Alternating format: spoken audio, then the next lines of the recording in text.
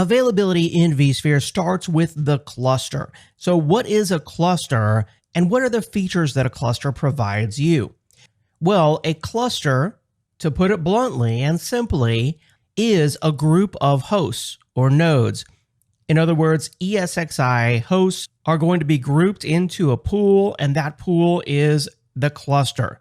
To put it another way, a cluster is a higher level construct in vSphere that groups your ESXi hosts and allows you to provide some advanced functionality. That cluster could be simply a plain cluster that's really just a grouping, which could even just be used for monitoring of resources across all the hosts as a single pool.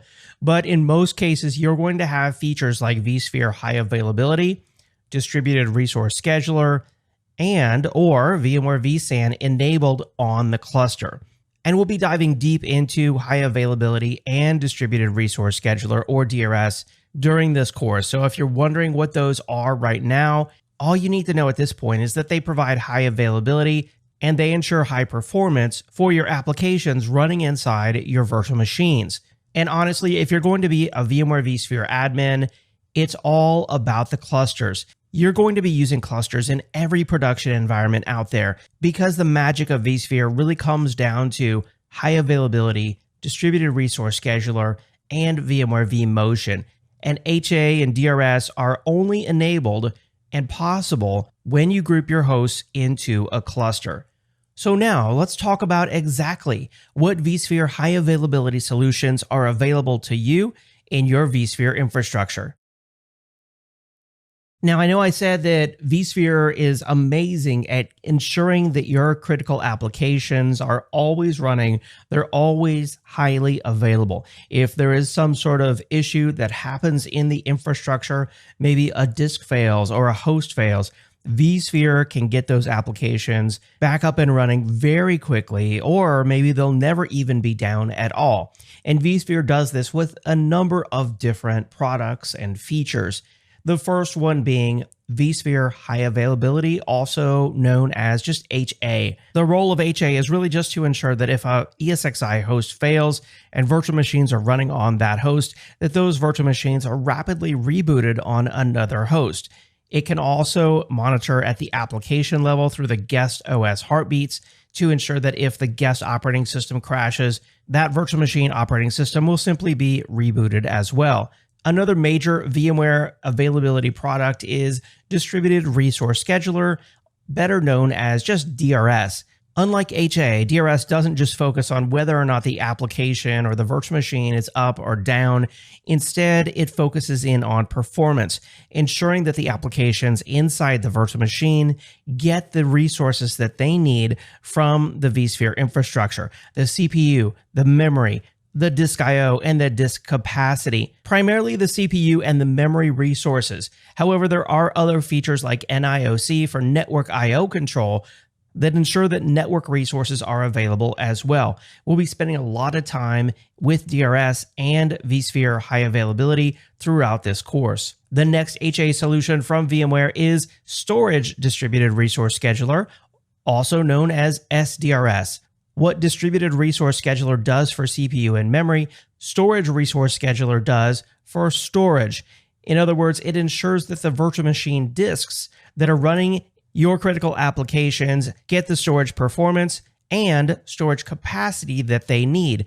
If not, SDRS can move those virtual machine disks to another data store in the vSphere infrastructure to keep those storage IOs flowing. And then there's vSphere Replication. You might not think of it as a high availability solution, but it's used to ensure that your virtual machines can be brought back up rapidly should you have a host failure, a storage failure, or a site failure. And then we have vMotion and Storage vMotion.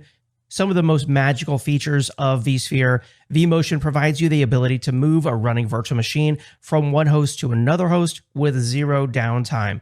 And Storage vMotion does the same thing, but for storage. We'll learn more about vMotion and Storage vMotion in this course. And then there's VMware's fault tolerance, which is the highest level of availability that vSphere can provide.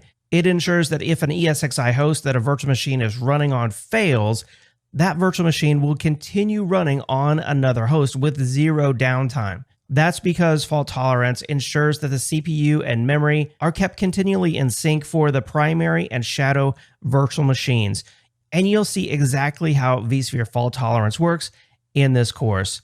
And then the bonus HA solution for vSphere is VMware's Site Recovery Manager. Also known as SRM, Site Recovery Manager provides a comprehensive disaster recovery solution should you lose an entire vSphere infrastructure, let's say running in a data center. With Site Recovery Manager, an automated recovery plan can quickly bring up all of those virtual machines in a secondary data center. We won't really go into Site Recovery Manager in this course. It is a separate VMware product and it deserves its own course. So now let's dig a little bit deeper into vSphere High Availability and Distributed Resource Scheduler. The two most critical vSphere availability solutions are High Availability and Distributed Resource Scheduler. Let's now analyze what each one of these does and what makes it unique. Starting with vSphere High Availability. vSphere HA or High Availability works when you take a cluster and you enable vSphere High Availability. In that cluster, you'll have, let's say in this example, 3 servers at the Wired Brain Coffee Company. Let's say that they start up their critical coffee application running in this virtual machine on the first host. And unfortunately, that host has a critical hardware failure and the host goes down. The business critical application in this case is also down, but not for long. vSphere High Availability recognizes that this host has failed and it migrates this critical application running in the virtual machine over to another host that's up and running. The virtual machine and its operating system are restarted. The application comes back up rapidly and the end users are happy. That's the idea with vSphere High Availability. What you need to know about this is that first off, it's an easy setup. It works for any workload running inside any virtual machine. You can run Microsoft DOS or Windows 3.1 or OS 2. If you're familiar with that very old operating system, all inside a virtual machine. It doesn't matter if it's Linux or Windows Server 2019 or Windows 10, no matter the operating system, no matter the application, vSphere High Availability can ensure that those applications and operating systems are brought back up rapidly whenever there's a host failure. You don't have to install any agents inside the virtual machines. You don't have to use super expensive storage arrays with specialized licenses to make this possible. When a host fails, the virtual machines are simply brought back up on another host. It even protects against application or operating system failure. So if the operating system inside the virtual machine has crashed or blue screened, that virtual machine operating system will be restarted. And yes, there are ways to configure application checks as well. It even protects against data store accessibility failure by being able to restart virtual machines on other hosts that still have access to the data store. In other words, if the underlying physical storage has completely failed, High Availability isn't going to fix that. However, if an ESXi host loses access to a data store, but the data store is still there and other hosts can access it, those virtual machines that were running on the host that lost access to the data store will be automatically restarted using vSphere HA. And finally, it can protect against network isolation. So let's say that a physical ESXi host loses network connectivity. It's running virtual machines. It can still access the data store, but those applications in the virtual machines can no longer access the network and neither can the host. Well, vSphere High Availability, again, can step in and restart those virtual machines and applications on other hosts that do have network access. So vSphere High Availability covers you in multiple different ways. And yes, there is even proactive high availability so that if a host has an impending failure, some of these host management solutions can predict when CPU or memory is about to go bad. vSphere HA can take action before the failure and migrate the virtual machines. And then finally, with vSphere 7 Update 1, there are new improvements such that even if the vCenter server is lost, vSphere High Availability continues to function. We'll be talking more about these improvements related to the new vSphere clustering service later in this module. So that's vSphere High Availability. But what about vSphere Distributed Resource Scheduler? Well, the idea here is, let's say that you have a vSphere DRS-enabled cluster. You've got the same 3 hosts in this cluster like we did with vSphere HA. And let's say that one of these hosts has a number of virtual machines on it, and the host is actually starting to get overloaded. It doesn't have the necessary CPU and memory to run all of these virtual machines and ensure that the applications perform as they should. In this case, vSphere Distributed Resource Scheduler can step in and migrate this virtual machine with zero downtime to the applications or operating system, taking an application that's having performance issues and a virtual machine that's struggling and turn it into a happy application once again.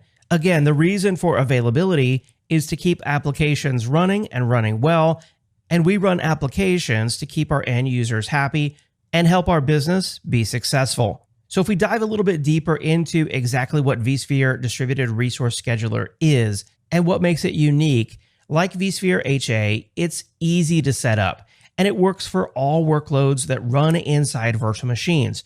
Just like vSphere HA, it doesn't matter what operating system you're running or what application is inside. vSphere Distributed Resource Scheduler can ensure that that workload gets the resources that it needs. There's no agents to install in the virtual machines, and it's continually working to ensure that the virtual machine receives the resources, CPU and memory specifically, that it requires.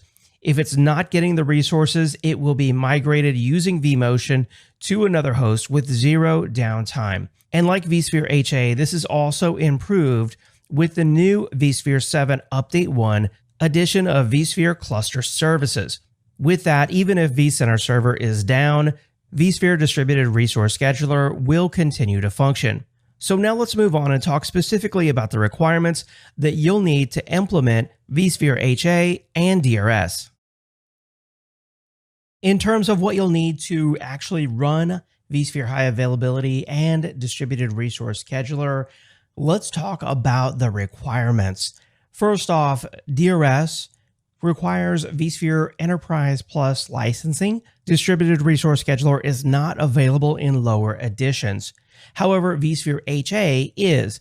You can find vSphere HA in vSphere Essentials Plus, Standard, or Enterprise Plus licensing. Now, neither vSphere DRS or HA actually provides high availability for the storage. So you'll need to have underlying shared storage that stores your virtual machines. That storage could be NAS, such as NFS storage, SAN storage, such as iSCSI or Fiber Channel, or of course VMware vSAN. So the virtual machine storage is actually there, and all hosts in the DRS and HA cluster have access to that shared storage. It's highly recommended that you have a minimum of 3 hosts for your vSphere DRS HA cluster, and ideally all the CPUs on all the hosts in the cluster should be the same brand and ideally from the same CPU family. However, there are features like VMware's enhanced vMotion compatibility that we'll be talking about later in the course that can provide some assistance if you don't have like CPUs in all hosts. You'll also need a vkernel interface for management with vMotion enabled and a high-speed network configured on all hosts for DRS to vMotion the virtual machines. You'll also need static IP addresses, and all hosts, of course, need to be accessible to each other. You'll also have VMware vCenter managing all the hosts in the DRS HA cluster. And by the way, yes, most companies do run DRS and HA together, enabled at the same time on the same cluster. That's where you're going to get the most benefits. However, there may be remote office or SMB scenarios where you just need vSphere high availability, and that's why HA is available with lower level licenses. Now that you know the requirements, we're about to start configuring vSphere HA and DRS. However, let's first talk about some new enhancements with vSphere 7 Update Level 1. An exciting new feature in vSphere 7 Update 1 is the new vSphere Cluster Service, also known as VCLS. How this works is when you have a vSphere HA enabled cluster, For example, going back to our cluster with our 3 hosts, and you, of course, have VMware vCenter managing that cluster. And like we said, this is an HA and DRS enabled cluster. So the configuration for HA and DRS would be stored in vCenter. However, the issue has always been if vCenter server fails, the distributed resource scheduler, essentially the load balancing of the performance, will cease to function. Enter vSphere Cluster Services, also known as VCLS. This new control plane in vSphere 7 Update Level 1 will create a maximum of 3 tiny, lightweight, small footprint virtual machines that run in the cluster, and then the DRS configuration is synchronized with the VCLS control plane. That way, if the vCenter server fails, Distributed Resource Scheduler will continue to function. This is brand new at the time that I'm creating this course. And here are a few things that you should know. First off, like I said, this is new in vSphere 7 Update 1. It provides a decoupled and distributed control plane for vSphere clustering. And VMware has hinted that Distributed Resource Scheduler is just one of the first features that VCLS provides. There's much more to come in this area. The goal here is to make HA and DRS highly available without having to make vCenter highly available. And like I said, it deploys a maximum of 3 small footprint virtual machines whenever a new host is added to the cluster. Now, it will deploy a maximum of 3. So if you just have 2 hosts in the cluster, you'll have 2. If you have 10 hosts in the cluster, you'll still just have 3. Now, the good thing is you don't have to manage these system or agent virtual machines, these small footprint VMs. They're fully self-correcting, they're self-maintained, you don't have to update them. And if for some reason they fail or they're stopped, it's ESX Agent Manager, also known as EAM, that will automatically restart them. And when I say small footprint, they are indeed very small. They consume 128 megabytes of memory with a 100 megabyte memory reservation. They just use 1 vCPU. They have a 2 gigabyte disk configured, but it's thinly provisioned and it's expected to use just about a quarter of that. In fact, you won't even see them in the hosts and clusters view, but you can find them over in the virtual machine inventory. There'll be a special folder that's created. Once we create our cluster in the next lesson, I'll show you exactly how the new vSphere clustering service works. And now it's my favorite time of the module where we jump over into the vSphere client and get started creating our HA DRS enabled cluster.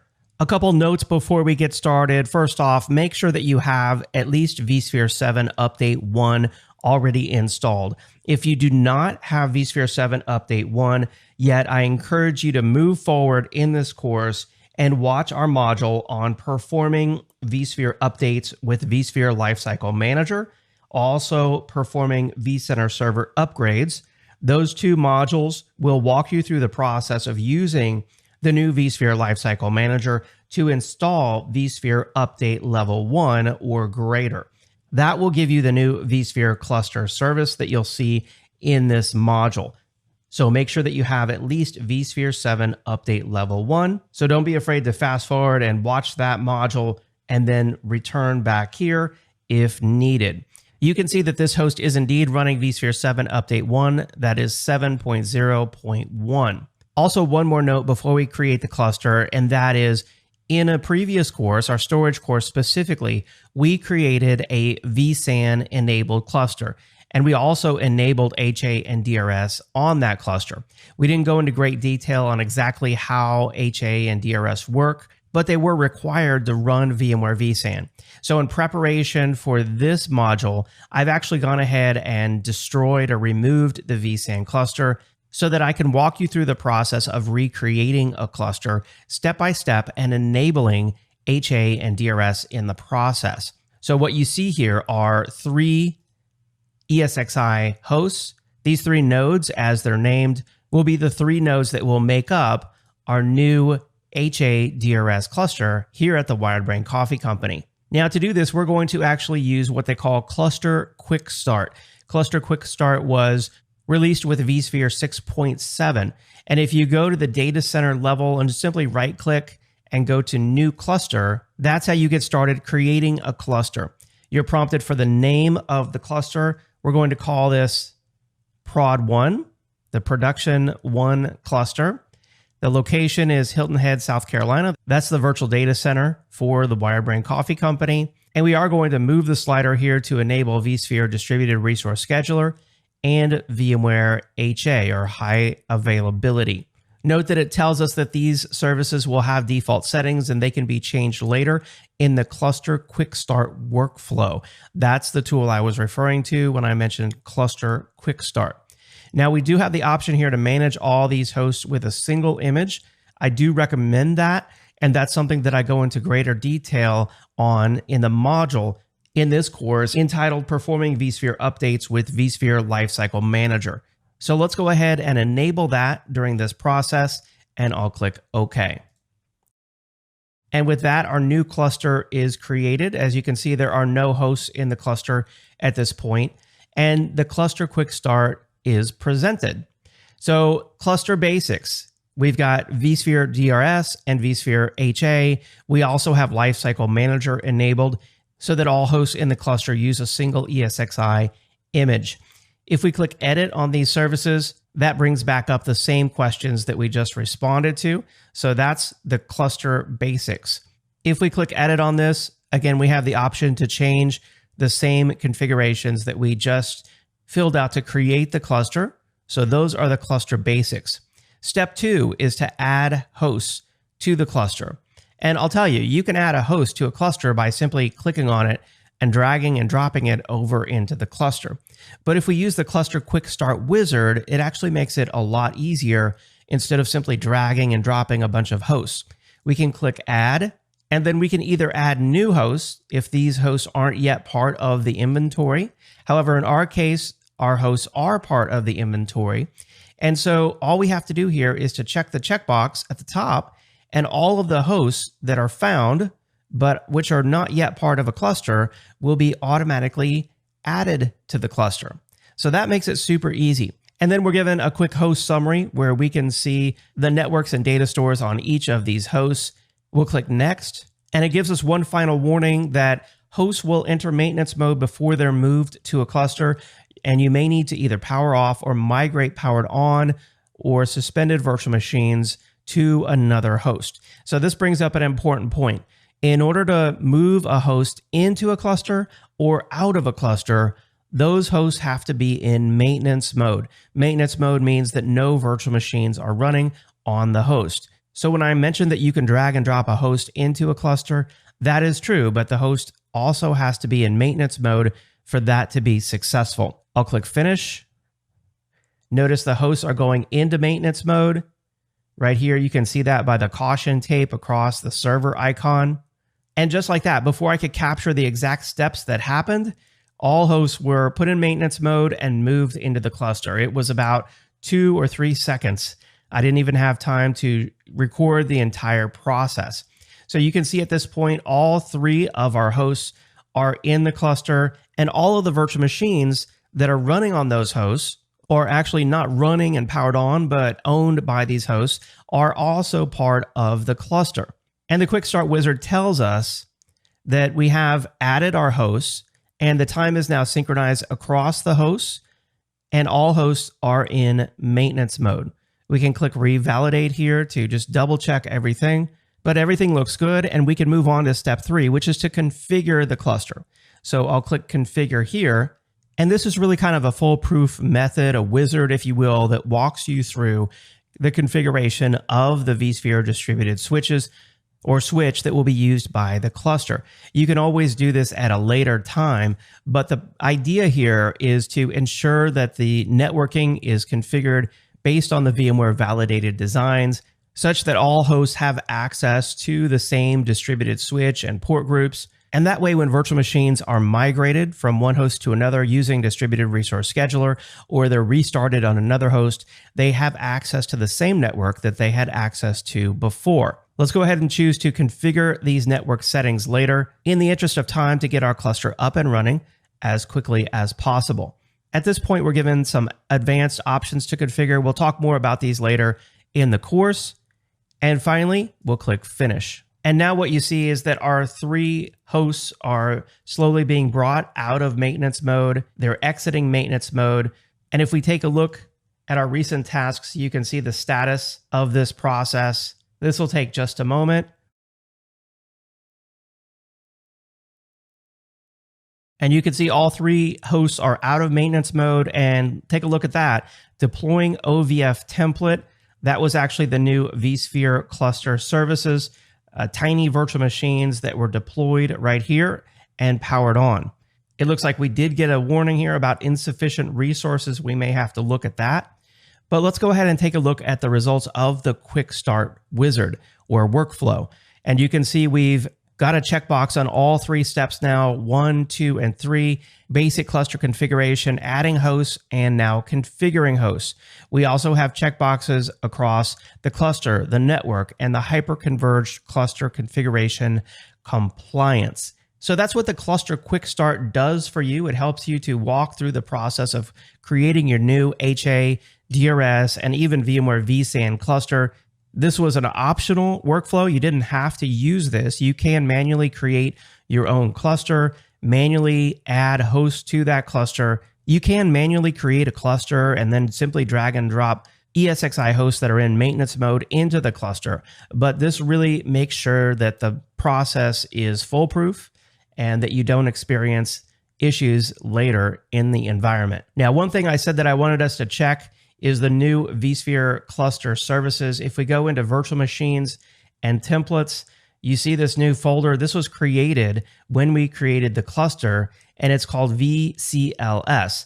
If we do the drop down on that, you can see we have actually 4 VCLS virtual machines running, which is very interesting because the VMware documentation with vSphere Update 1 said we would have a maximum of 3. However, we ended up with 4. This is something I'll have to look into. This is a brand new feature. I just upgraded to vSphere 7 Update 1. But if you look at each one of these, notice there's a message across the top that says vSphere cluster services virtual machines are required to maintain the health of the vSphere cluster resources. The power state and resources of the virtual machine are managed by the vSphere cluster services. And like we said, these are extremely tiny. They have 0 memory active, 1 virtual CPU. They don't even have any network connectivity. They're simply used to make sure that the cluster remains healthy, even if the vCenter server is lost. So that's how easy it is to create a vSphere DRS HA enabled cluster with the vSphere Cluster Quick Start. When it comes to adding and removing ESXi hosts from a DRS and HA cluster, it's easy to do. You just saw how you can actually use the Cluster Quick Start wizard to make it easier, but now let me show you how easy it is to do manually. Like I said, the first requirement for any host to go into or be removed from a cluster is that it must be in maintenance mode. So in our case, let's go ahead and take node or host ESX3. We'll right click on it. We'll go to maintenance mode and say enter maintenance mode. And now we get the option to move powered off and suspended virtual machines to other hosts in the cluster if we would like to do that. Let's not do that because I happen to know there are no virtual machines on there that are necessary or important. I'll say okay. This gives us a warning that there are 1 or more powered on virtual machines on the host. Let's go ahead and just ignore that for now. And we can see we were successful. This host is now in maintenance mode. You can see the caution tape across the icon. And what we can do is actually click on this host, drag it up to just the virtual data center level, drop it, and now that host has been removed from the cluster. That host is no longer part of the cluster. So that's how easy it is to remove a host from the cluster as long as it's in maintenance mode. Again, I'll take the same host, I'll click on it, drag it over, and drop it into the cluster. And it gives us a question here as to whether or not we want to put all of this host's virtual machines into the cluster's root resource pool, which would mean that any existing resource pools on this host would be removed, or whether we want to create a new resource pool for this host's virtual machines, and resource pools. Let's go ahead and just put everything into the cluster's root resource pool and say OK. And there you go. We just added this host back to the cluster. And now we'll right click on it, go to maintenance mode and click exit maintenance mode. And the host is now part of the cluster again. We're out of maintenance mode. The cluster now has 3 active hosts contributing resources. So that's how easy it is to add or remove a host to an HA DRS cluster. Of course, just keep in mind the host has to be in maintenance mode. We learned how to move hosts in and out of an HADRS cluster, but what about virtual machines? Well, if we go to the vSphere client, you can see that when we moved our host into the cluster using Cluster Quick Start or even manually, the virtual machines on those hosts came along for the ride, if you will. So on node 3, for example, there are no virtual machines. Let's try node 2. Okay, node 2 has 3 virtual machines. So if I were to put node 2 into maintenance mode,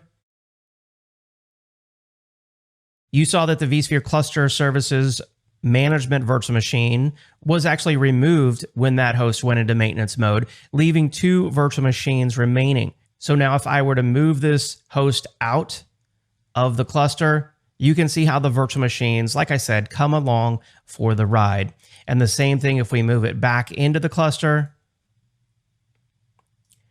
Again, the virtual machines remain with the host. But that opens up another question. Let's say that we have another virtual machine, for example, this Windows 10 virtual machine, and we want to move this into the cluster. It's running on another host that's not part of the cluster.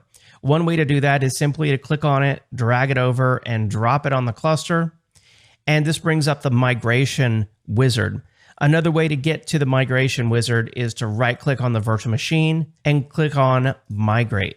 And this gives us the option to change the compute resource, change the storage resource, change both the compute and storage resource at the same time, or to perform a cross vCenter server export or migration.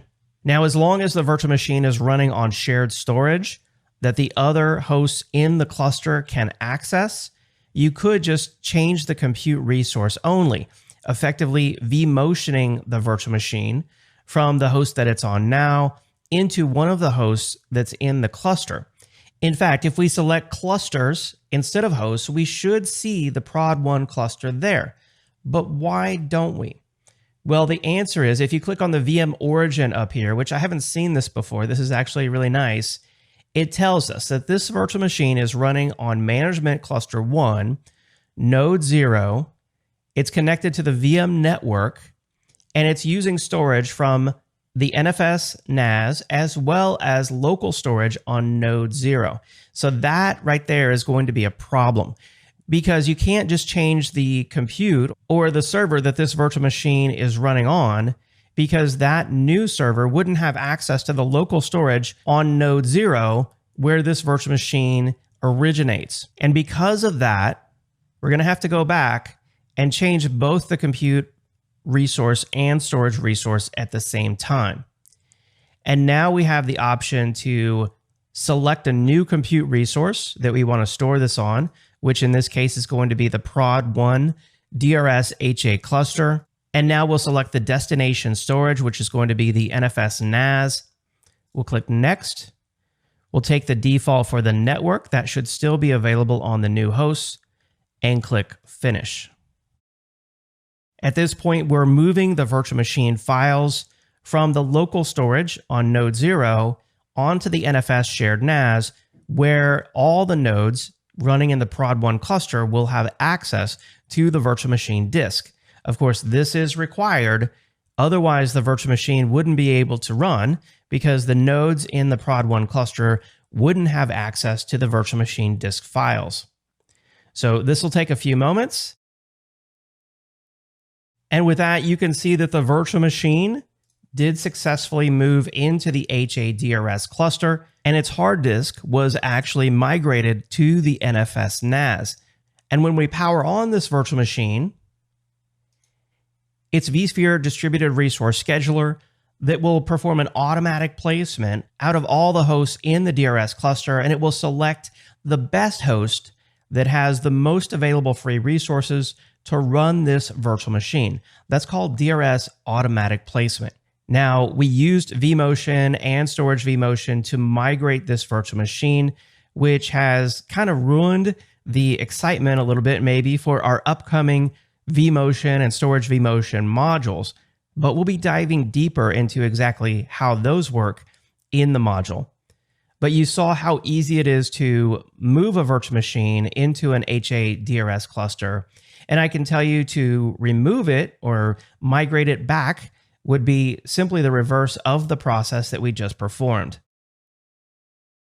While traditional distributed resource scheduler performs CPU and memory load balancing, if you will, it's vSphere's storage DRS, also known as SDRS, that provides storage load balancing. And honestly, just like with DRS, load balancing is not quite the right term, but it's the term that people recognize and understand. To understand storage distributed resource scheduler, let's say that here at the Wired Brain Coffee Company, we have the same vSphere HA DRS enabled cluster that we've been working with throughout this course. We've got 3 hosts in the cluster, and in this scenario, we have a data store. Let's say that that's an NFS NAS. On one of the hosts, in this simple example, we have a virtual machine, and of course that virtual machine has a virtual machine disk file, which I've represented there by the floppy disk. The virtual machine's accessing the virtual machine disk on data store 1. However, that data store has become congested. There's a lot of other workloads happening on it, and the virtual machine is experiencing high latency for the virtual machine disk file. Potentially, data store 1 could also be running out of space, out of capacity. So storage DRS is going to take action, and thankfully we have access to another data store. Let's say it's another NFS NAS, and these data stores are part of what's called a data store cluster, which is just like a cluster of ESXi hosts, but this is a cluster of data stores, a higher level abstraction for management, monitoring, capacity optimization, and planning. Storage DRS sees this congestion in data store 1, and it automatically migrates the virtual machine disk to data store 2. That way, the virtual machine and its applications can get the storage performance or capacity that they need. The virtual machine is automatically able to access the migrated virtual machine disk, and the application never has any downtime. That's the most critical part of this. It's Storage vMotion, a technology from VMware that makes this migration with no downtime possible. So now let me show you how easy it is to configure Storage DRS. As with Distributed Resource Scheduler, where you first create a cluster in the host and clusters inventory, to configure Storage Distributed Resource Scheduler, you go into the Storage inventory. And then here you create a storage cluster. So we'll right-click on the virtual data center, we'll go down to Storage, and then we'll need to create a new data store cluster. And this brings us to the new data store cluster wizard. We'll go ahead and give our data store cluster a name. I'll just call it data store cluster 1. And by default, you can see that turn on storage DRS is enabled by default. That will make this storage pool an aggregate pool of storage resources automatically managed by storage DRS. And not only will this ensure that our virtual machine disks don't experience latency or they don't run out of capacity, it also provides for initial placement of new virtual machine disk files to ensure that they're stored on the data store that has the best performance and capacity that they'll need. We'll click Next, and then like Distributed Resource Scheduler, you also configure an automation level. The default, again, like DRS, is fully automated. That means that virtual machine disk files will be automatically migrated from one data store to another without any administrator intervention. We'll take all the defaults for the various automation levels and click Next. And now we're given the option to configure some more advanced runtime settings around I/O metrics, I/O latency, space thresholds. For example, should storage DRS migrate a virtual machine disk file if the utilized space reaches 80%, or should it be less or more? Or should it migrate virtual machine disk files when there's a specific amount of minimum free space in the data store. These are things that you can customize yourself. I'll click Next. Now we're prompted to select the clusters and hosts that will participate in the SDRS data store cluster. We'll select our Wirebrain Coffee Company production cluster and click Next. And now we're given the option to configure specifically which data stores will be part of this data store cluster. And keep in mind here that you cannot mix data store types. So we have two NFS, we also have two VMFS, and unfortunately, I cannot just select all of these because then I get this message that you can't create a data store cluster with data stores of mixed types. So what that means is I'm going to have to either select two NFS data stores for this data store cluster or two VMFS data stores for this data store cluster. Let's go ahead and do two NFS data stores. Of course, I can also create another data store cluster with the two different VMFS data stores that are being provided by the iSCSI SAN. Also note here that all hosts have connectivity to these data stores. That's important. You don't want to create a data store cluster and have SDRS migrate a virtual machine disk file to a data store that that host doesn't have access to. Now I'll click Next. We get to review what we're about to do, and I'll click Finish. And very quickly, our new data store cluster is created. And actually, maybe we want to call this NFS or NAS data store cluster 1. And then that will give us the option to create our new data store cluster that might be called SAN data store cluster 1. We'll put the iSCSI SAN VMFS LUNS data stores in this data store cluster and click Finish. And there we go. We just created two data store clusters. Now, if you go into the data store cluster level, it's here that just like with Distributed Resource Scheduler, you can monitor the data store cluster resources. So this is an aggregate pool. This is a higher level abstraction of storage where you can now monitor and manage multiple data stores as a cluster, as a pool. And of course, you can monitor performance and events all at the data store cluster level instead of doing it down at the individual data store level. You can also go into Storage DRS recommendations here. Let's run Storage DRS now. It will automatically run periodically anyway. It's not something you have to manually go in and do. And depending on your automation level that's configured, you'll see that Storage DRS will have a history here of migrating or moving virtual machine disk files. So that's how easy it is to configure Storage DRS in VMware vSphere. Another very cool feature that's part of vSphere Distributed Resource Scheduler is what's called Distributed Power Management, also known as DPM. The idea behind DPM is, again, let's go back to our Wirebrain Coffee Company 3-host cluster. Let's say that we've got quite a few virtual machines running across the cluster. And while these workloads are used heavily during the day, at night when the coffee shops close and the moon comes up, there's very little activity going on with these applications. So what Distributed Power Management can do for us is actually migrate virtual machines off of hosts to allow us to shut down the power on those hosts, which is going to allow our company to save money on electricity and save money on cooling by having that server powered off when it's not in use. As the night goes on, we're saving money on electricity and cooling. And then the next morning, when the workers come in, they start using the applications more, the coffee shops open, Distributed Power Management will recognize this and it will power on our ESXi host and then automatically migrate our workloads, our virtual machines, back over to this host to spread the load. So that's the idea behind vSphere Distributed Power Management. It works to help save your company money. Now let me show you how easy it is to configure in the vSphere client. To configure vSphere Power Management, once you've enabled Distributed Resource Scheduler, you go to the cluster level and click on the Configure tab. Here inside the vSphere DRS settings, notice the section that says Power Management. By default, the automation for power management is turned off. We'll go ahead and edit the settings. And for the cluster, we'll click on Power Management. It's here that you can enable distributed power management, and the default automation level is manual.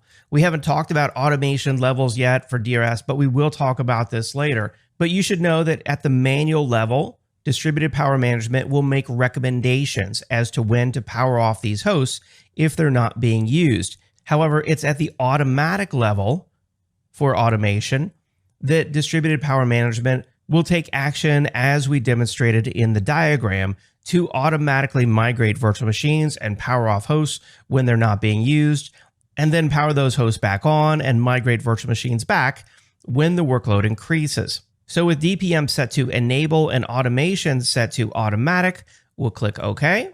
And it is highly recommended that you test your hosts to ensure that they can go into what's called standby mode. They're not fully powered off. They're in standby, which means that vCenter can essentially wake them up out of this standby mode and relatively quickly get them powered back on again. That is something that we should test on each one of these hosts. I'll click OK. And with that, distributed power management is enabled, and you can see just how easy it is to utilize this feature to help you and your company save money.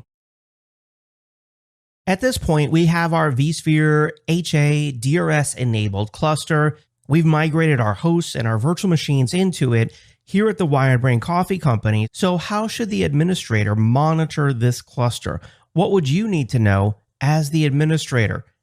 Well, here in the vSphere client, of course, if you click on the cluster level in the hosts and clusters inventory, you'll see on the summary tab a quick overview of what's going on. The total number of processors in the clusters, the total number of processors in the cluster, the total vMotion migrations that have happened so far, CPU, memory, and storage capacity, as well as utilization.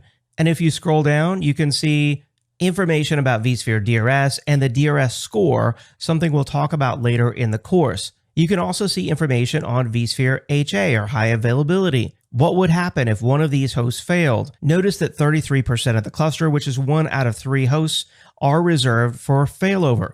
In the event that one of the hosts fails, we have enough capacity in the other 2 hosts to run all the workloads. If we scroll on up, most of what you need to know about monitoring will be found here on the Monitor tab. And really, you can scroll down the left-hand side and look at each one of these sections one at a time to find out just all sorts of statistics that you would need to know as a vSphere administrator in order to monitor your vSphere HA and DRS cluster. It starts off with issues and alarms. Right now, we don't have any, thankfully, but this is where you would see triggered alarms on the vSphere cluster. From there, we go into performance. Of course, there's the performance overview. And if we click on overview instead of hosts, you can see an overview of the cluster CPU, memory, and virtual machine operations.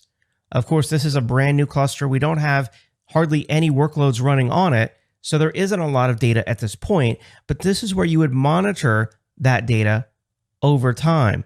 You can see these are our CPU and memory performance statistics over the last week.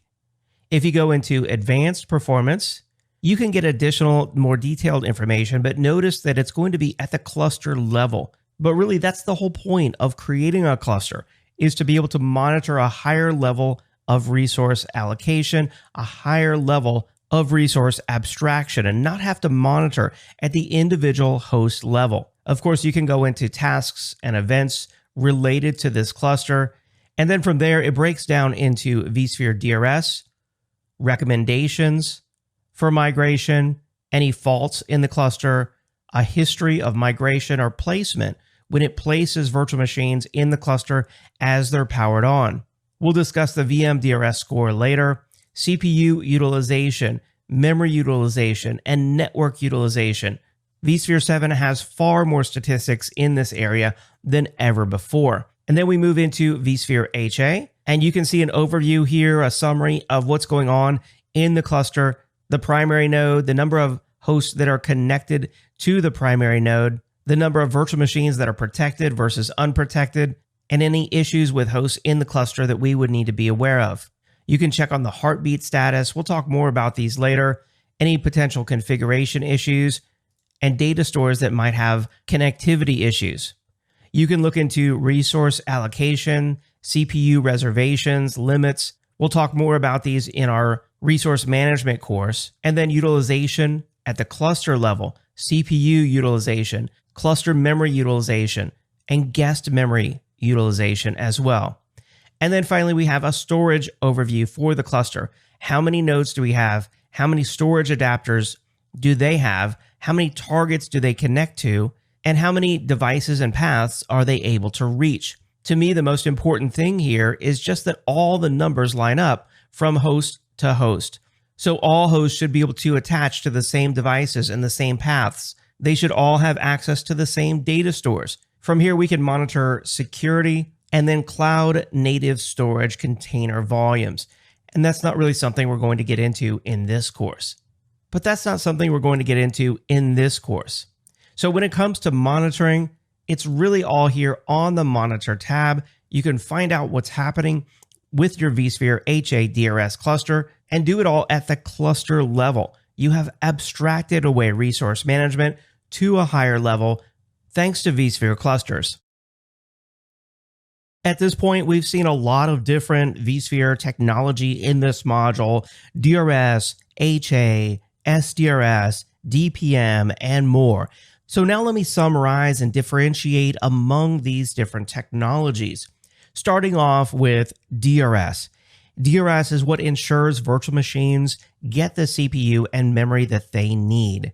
If that virtual machine is on a host and that host doesn't have the CPU or memory capacity to run the workloads in that virtual machine, DRS will take action and migrate that virtual machine to another host in the cluster with zero downtime.